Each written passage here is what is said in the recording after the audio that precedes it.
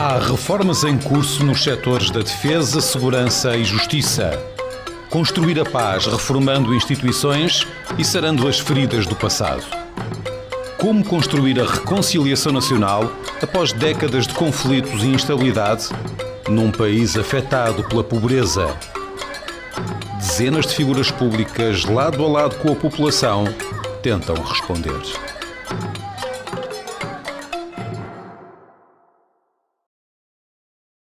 Durante a luta de libertação, o chefe dos Estados africanos até pediu a Amílcar conselho para resolver o problema de outro movimento de libertações, para mostrar como efetivamente o PSC tinha respeito. Viemos com a ideia de Amílcar Cabral, de que nenhum dirigente pode ter nem casa, nem ponta, nem nada.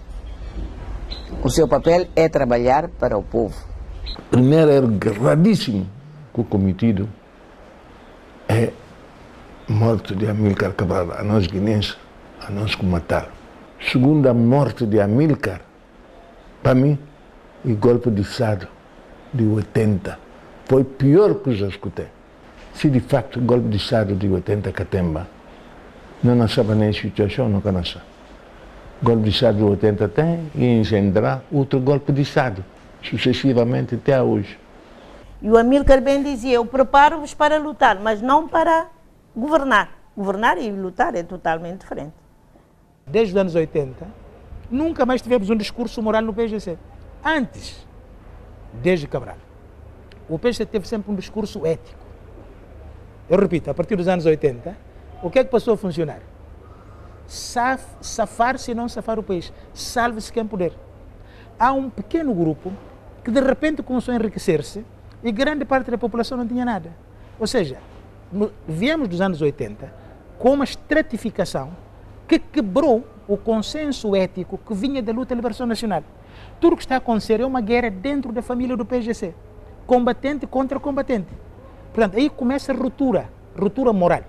Manga de camarada também na ideia para vir enriquecer. Uma batalha mais grande que teve e de enriquecer ilicitamente. As empresas, por que foram à falência? Vai ver, é a mentalidade da luta armada.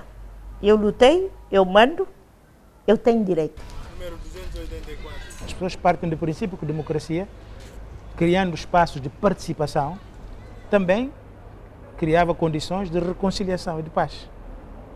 Infelizmente não se deu, é uma pena, não? Muitos partidos surgiram enganando a população que iam lhes dar emprego. Quanto mais partidos, menos representados estão.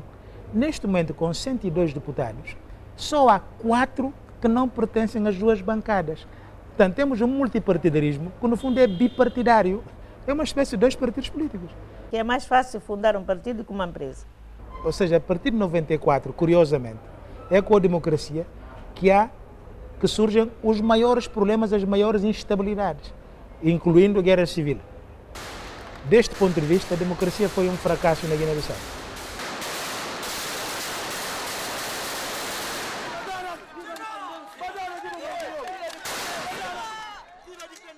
O caráter das Farc tinha que mudar.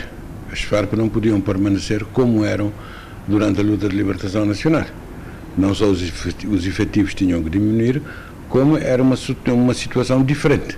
As Farc, a vocação das Farc é defender a soberania nacional e não intervir nos assuntos internos do país, a menos que haja alguma situação de guerra, de estado de emergência, etc.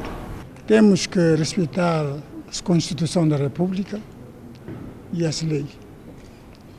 Subornar o poder político democraticamente eleito. Segundo, é a organização das Forças Armadas. Terceiro, temos prioridade de formação de jovens. Eu acho que são mudanças positivas e vale a pena que sejam implementadas o mais rapidamente possível e o mais profundamente possível. Tanto a nível de formação técnica como de formação profissional, humana, sentido de Estado, sentido do dever perante as populações, há elementos com os quais nós podemos contar e que formam uma massa crítica, em nosso entender, mais do que suficiente para conseguir levar por avante as reformas se os meios forem proporcionados para a implementação cabal dos planos nacionais. Na reforma da defesa, há atrasos na implementação do Fundo de Pensões.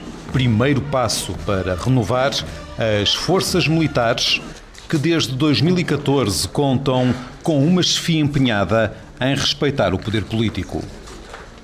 A partir de hoje, para diante, não nos sentamos em conjunto, não pensa o que passa negativo, o que passa positivo, para não poder buscar solução para a Força Armada passar a ser uma Força Armada republicana. Uma Força Armada que está totalmente submetida à questão política, ao poder político, uma Força Armada que próprio e tem consciência clara do que é a Constituição da República. Não diz aquelas coisas que não está fazendo que está correto.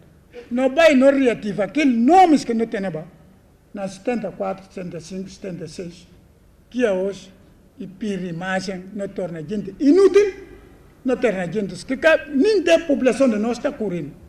Eu penso que tem sido um percurso com altos e baixos. As Farc interviram muitas vezes na política do país, o que a meu ver é sempre negativo. Mas é preciso dizer também, a bom da verdade, que essas intervenções foram sempre corolário de uma determinada instrumentalização das Farc por forças políticas presentes no xadrez político do país. O governo tem que assumir a responsabilidade para não reestruturar a Força Armada, mas não pedir, para não curar de questão de instabilidade. Guiné-Bissau vive muito tempo na instabilidade. Não perde manga de tempo na instabilidade. E justa já. Nesse período oficiais generais que estão ali. Para não falar bias, e justa. Não mostra nossa capacidade político-militar também. Sabemos também que a posição daquelas pessoas que provavelmente irão para a reforma tem dito de que sem o fundo de gratificação haverá uma grande dificuldade na implementação da reforma. Em relação à União Europeia, nós temos muitas dificuldades em podermos apoiar esta componente de gratificações do Fundo Especial de Pensões. Não é coincidente de maneira nenhuma com os valores que a União Europeia pretende. De alguma forma introduz uma discriminação entre o que são os apoios à reorganização das Forças Armadas e o que são os apoios à reorganização da função pública em geral. Continuamos à espera que seja verdadeiramente implementada a reforma no setor da defesa, com a desmobilização, com a implementação e a criação de fundos, nesse sentido, do Fundo de Pensões e de gratificações, e de facto aí esta perturbação institucional que tem conhecido a estabilidade governativa tem de facto impedido que venha a avançar. Não é fácil, sobretudo nesta área específica, para um país por quais os militares eram sempre acusados de instabilidade política, encontrar uma solução fácil para esta saída. Mas nós dizemos sempre que é bom que os militares entendam que todo o esforço que está a ser feito é no sentido de reformar a defesa e a segurança, torná-la mais consentânea com aquilo que nós conhecemos na prática atual dos países que enverdaram pelo multipartidarismo, de forma que essas forças da defesa e segurança, sobretudo as forças militares, sejam forças republicanas.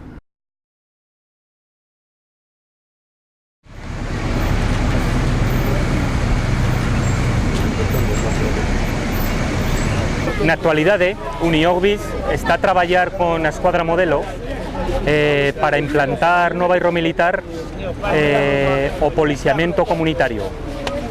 Esto es un nuevo sistema de policía que tenta acercar a população a la policía. A construção dessa obra, dessa Esquadra Modelo aqui, deu grande impulso em termos de tranquilidade à população. Mas hoje estava ainda lá na bairro militar, porque funciona lá para invocar. Mas pensa, com o bom esforço tanto, com o bom empenho aquilo que não põe para coisa história, mas moderar mais de que sim. Para ver, se botar colaborar com nós, tudo que inclui que é que não passa de mal, e localizar a polícia e explica o que é que não passa. Não pensa, tudo passa mal que se não passa, mas não tem dia, a polícia por incrível. Nas polícias, há fileiras prontas para a aposentação e assim dar entrada a novos quadros através de um programa de certificação. Seleção é para aquelas pessoas qualificadas que têm idade e qualificação para continuar na carreira. E depois disso, essas pessoas têm que ser formadas em diferentes áreas técnicas policiais. De acordo com os critérios de certificação, nós já temos um total de 707 pessoas na lista de reforma. Como é sabido que a reforma devia começar em 2012 e não se começou, e agora se prevê 2015 a 2019. Então, essas 707 pessoas serão repartidas, por exemplo, anualmente. Cada ano vai uma quantidade. Por exemplo, se isso acontecer este ano, nós já temos uma lista de 153 pessoas preparadas para ir para a reforma. É possível mudar. É possível. Vamos precisar de tempo, vamos precisar de dinheiro, já temos a vontade política, que é o primeiro passo, obviamente, e vamos a continuar a trabalhar com o governo da Guiné-Bissau para fortalecer as várias instituições que estão a trabalhar sobre este tema. Uma nova unidade de combate ao crime transnacional junta diferentes forças de segurança da Guiné-Bissau. Os melhores de cada autoridade são selecionados para uma equipa especial de combate contra as organizações criminosas. Inicialmente a unidade não integrava o total de elementos que integra hoje. Hoje tem um número maior, houve um segundo processo de seleção. Quantos são hoje? São 20. E existe o projeto de ampliar ainda mais a unidade. De facto, os riscos estão a aumentar em toda a África Ocidental. O Sahel está com problemas graves de terrorismo e nós temos visto pelos recentes ataques, nomeadamente no Burkina Faso e na Costa de Marfim, que eram considerados países seguros até agora, que nenhum país está livre de ter um ataque. Não estamos a dizer que a Guiné-Bissau vai ter um ataque. De qualquer maneira, enfim, os Estados devem estar preparados para evitar estes tipos de ataque, ao menos. O risco é em termos de prevenção, sim, não temos assim ameaça direta, mas é preciso que a gente esteja prevenido. A justiça é importante para um país, qualquer país, porque o país é o Estado é uma sociedade e a sociedade tem que ter regras. Essas regras é que nos orientam em qualquer parte do mundo e a Guiné-Bissau não pode ser exceção. É um problema de credibilidade de um país que não tem uma justiça forte, que tem uma cultura de impunidade, não tem qualquer tipo de credibilidade ao nível internacional e em frente do povo, porque o povo espera impunidade, não espera uma impunidade, espera que a justiça funcione de uma forma normal, respeito dos direitos humanos e mais respeito também da proteção dos cidadãos. Era suposto que as nossas instituições judiciárias, que o sistema judiciário tivesse mais capacidade de resposta aos anseios da população da Guiné-Bissau, que funciona ainda bem, mas poderia funcionar muito melhor. Isso aí não tenho dúvidas. Não tem dúvidas ou receios no caso de precisar de recorrer a um tribunal na Guiné-Bissau? Eu tenho dúvidas e receio, enquanto cidadão nacional, de recorrer ao meu hospital. E peço a Deus que nem a mim, nem aos meus familiares aconteça nada. Estamos a falar da pessoa humana, não é? Naturalmente que, de preferência, o ideal seria não ter que recorrer aos meus tribunais. Há muita coisa em falta, mas o que falta sobretudo é a falta de motivação. Há falta de material, há falta de estratégia, há falta de políticas claras, há falta de atuação de legislação. É necessário que haja passos nesse sentido para que possamos também ter uma boa justiça. É um diagnóstico antigo. É um diagnóstico antigo, não é aquilo que é desejável para qualquer país que quer se desenvolver. Naturalmente que nós estamos a falar de muitas anomalias, sobretudo a nível político, instabilidade no país, isto condiciona. Então a nossa justiça, num cômputo geral, como dizem, 1 minuto, não é a justiça que a Guiné-Bissau deveria ter depois de 42 anos enquanto Estado independente. Diagnóstico feito, diagnóstico antigo e um alerta. Mudar está nas mãos dos políticos. Pois há uma fraca vontade política, porque há um fosso enorme entre a concessão, a estratégia em termos da sua concessão e também daquilo que se faz na prática. É verdade que há várias carências. Às vezes nós não conseguimos, em termos de resposta, de forma pronta, portanto, a atuação dos atores políticos. Falta políticas consistentes. Eu há dias estive no julgamento e não havia cadeiras para nos sentarmos. O juiz teve que providenciar cadeiras para nos sentarmos. Portanto, um juiz que trabalha com estes condicionalismos tem que ter uma produtividade fraca, porque realmente é difícil. Temos os processos amontoam-se. A Secretaria, nem a limpeza funciona nos tribunais. Não sei se por falta de autoridade de quem deve gerir a questão da higiene dentro dos tribunais, mas nós encontramos cadeiras imundas, onde sofás que já rotos e se calhar já infestados de tudo quanto é animalzinho que vai provocar dano à saúde, e estão lá as cadeiras para que os utentes do tribunal se sentem ou então ficam em pé. Muitas vezes não há luz, não há papel, não há fotocopiadoras, tem que se sair de secretaria em secretaria à procura onde é que há uma fotocopiadora para imprimir uma ata, para que as partes assinem, para que os juízes assinem. As dificuldades são comensuráveis. Há que dizer a verdade, há muitos problemas que não são resolvidos pela justiça, porque ela é lenta, é cara, trabalha-se menos e há lá corrupção. E o guinense perdeu aquela história, entrou já num outro ciclo, que a gente chama aqui entre aspas na Guiné, que é se a me engana seta. Quer dizer, entramos... Quer dizer, queria dizer, por exemplo, se eu fosse um diretor-geral, um secretário de Estado, um ministro, não deve ser eu a construir. Eu vou fazer como os outros fizeram. Vou roubar, vou banalizar o país, vou tirar tudo que me der porque não há justiça. Ninguém consegue prender ninguém porque alguém roubou. Impunidade. Impunidade existiu, existe e existirá. Porque se sou tua amiga, não te vou castigar. E a impunidade impossibilita a reconciliação?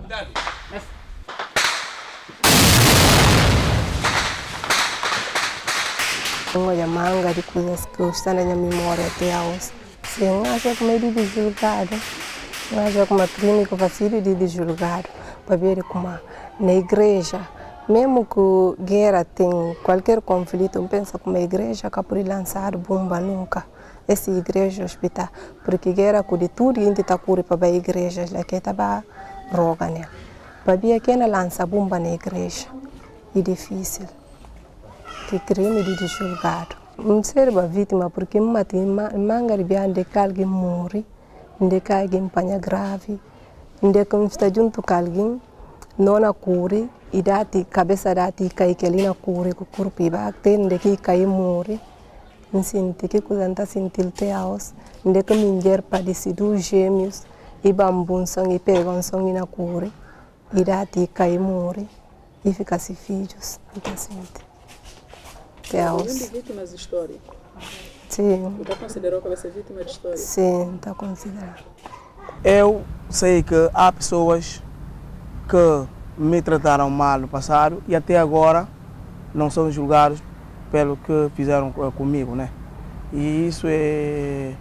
Eu até agora não sinto muito bem assim e não sinto conformado com essa situação. Primeira coisa, julgamento. Para pôr factos. Quem é culpado? Quem é culpado? Se é culpado de facto, o que é culpado? Pode indemnizar. Para quem tem sofrido, quem que não fica lá? 7 meses. 7 meses, sem contar o que eu vou fazer para ver que é, vou ficar 7 meses. 7 meses.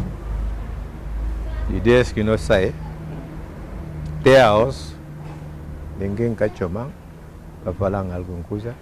E assim que nós ficamos na casa, até gosto. E nos anos 80 aconteceu outra coisa gravíssima. Houve o caso chamado 17 de outubro, começou em 85 e deu nos fuzilamentos de 86. Houve vinganças, houve matanças. Houve matanças. Isso na cansa Guiné-Bissau até hoje. Esse caso levou dezenas de quadros antigos combatentes à prisão. E muitas mortes, além dos fuzilamentos, digamos, por sentença judicial. Criou feridas gravíssimas. Essas feridas, do ponto de vista moral e do ponto de vista, digamos, penal, injustiça, estão a ressentir-se, fazem-se ressentir hoje em dia. Se você olhar para a configuração do nosso país, vê que esses problemas dos anos 80 estão presentes hoje. Isto acaba por se interiorizar na própria população. Acabamos por achar que é normal o que aconteceu. Por quantos anos é que já lá vão?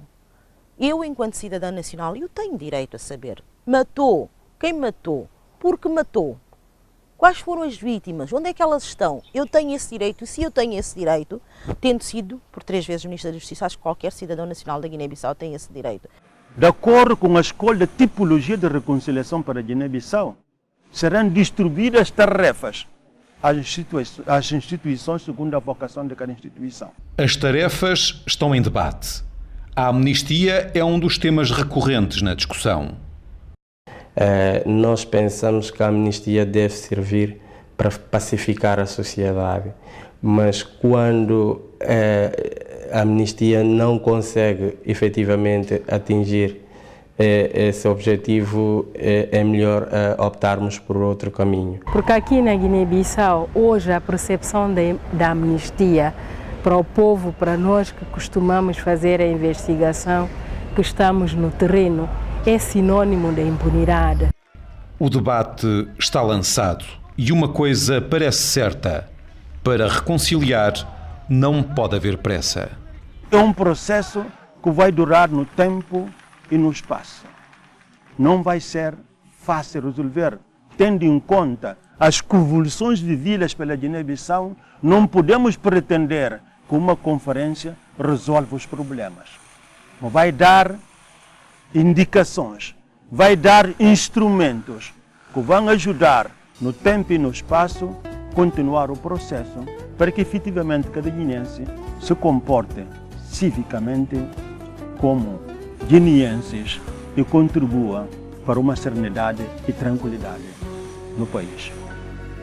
Não tem amor, não tem riqueza, não tem beleza, não tem tudo, não tem tudo com ter amnistia para se